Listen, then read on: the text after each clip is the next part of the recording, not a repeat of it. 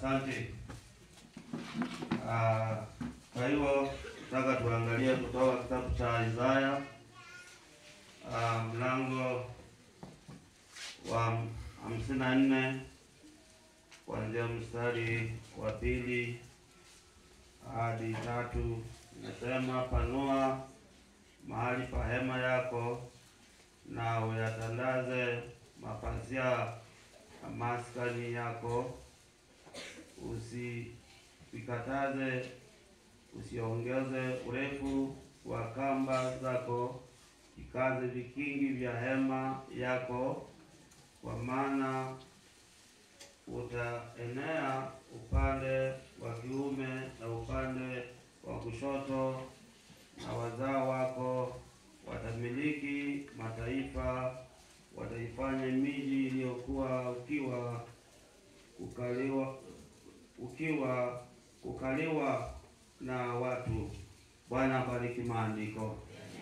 Leo hii nataka kuzungumzia kupanua hema lako, ndilo somo ambalo tunataka tuangalie kwa wakati huu. Kwa hivyo tunaona kwamba kitabu cha Isaya ni Isaya mwenyewe ndio mwandishi wa kitabu hiki, na tunaona kwamba Isaya, ukiangalia mstari wa kwanza, mlango wa kwanza, wa pili, wa tatu, wa nne, wa tano, Isaya alikuwa anawaambia wale wao. Lakini tunapofika mlango wa 6, tunaona Isaya aligundua kwamba yeye alikuwa mtu mwenye dhambi, na maana ya Isaya, Mungu anaokoa. Uzia alipokufa, ya tunaona Isaya akaanza kutabiri. Kwa hivyo tunaona kwamba vile tumeambiwa katika neno la Mungu, panua mahali pa hema yako, tunaona kwamba tunapotaka tupanue hema yetu, nataka tuangalie jinsi ya kupanua vikingi vya hema. Jambo la kwanza ni kupitia kwa maombi. Tunapoomba, tunapomwita Mungu, Mungu anaenda kutenda kazi kubwa katika maisha yetu. Tunazidi kumwona Mungu akitenda, na tuna imani, 3 levels of faith. Kuna imani ndogo, kuna imani kubwa, alafu kuna imani iliyokamilika.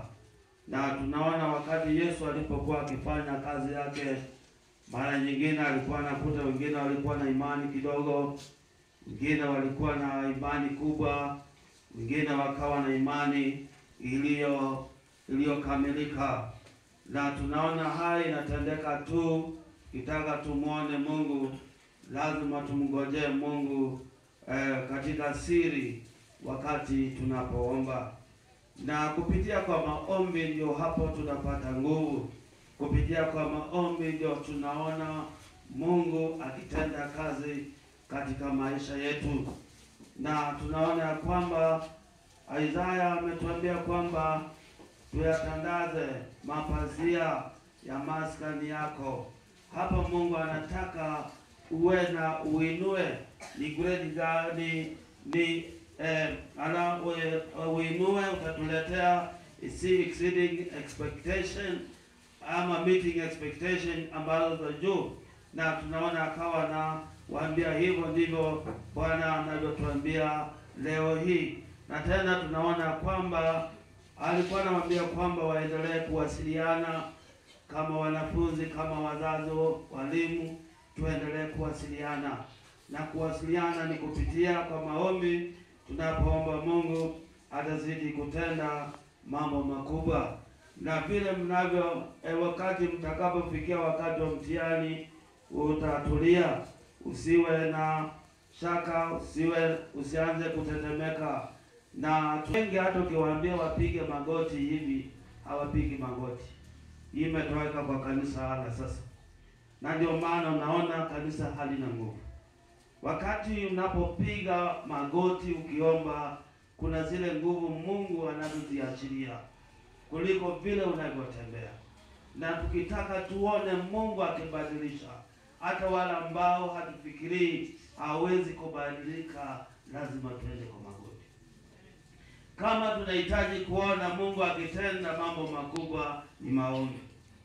Ninashukuru Mungu kama chaplain hapa shule kuambia kwamba wazazi lazima tupende walimu, lazima tuwafurahie, na tutaona Mungu akitenda mambo makubwa.